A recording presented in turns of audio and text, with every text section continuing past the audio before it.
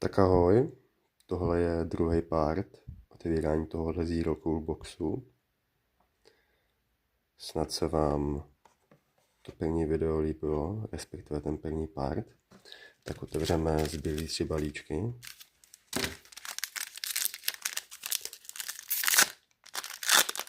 Samozřejmě budou i další karty ze Stranger Things s tématikou. Ale jenom se to těžko schání, ty speciální, tak musíte prostě chvíli vydržet. A Ted.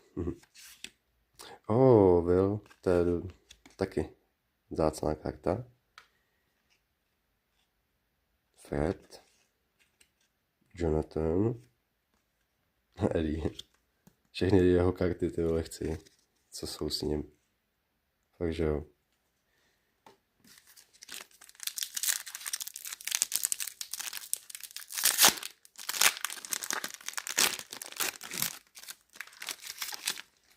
Druhý balíček.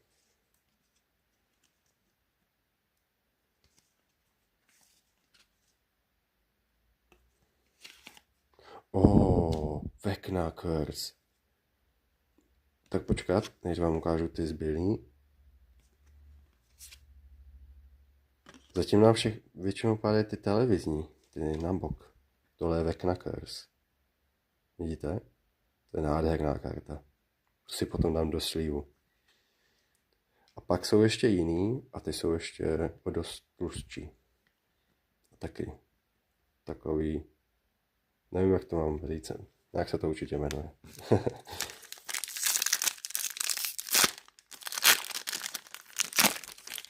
Tak a poslední.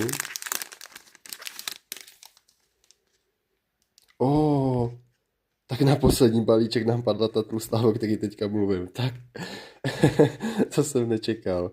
Yes a vzácný Will. Ta zelená to je trošku vzácnější. Jen škoda, že právě nebyla růžová. Wow. Taková zarámovaná. Ale není holo, jak teďka s tím teďka manipuluju. Ale je nádherná, to je,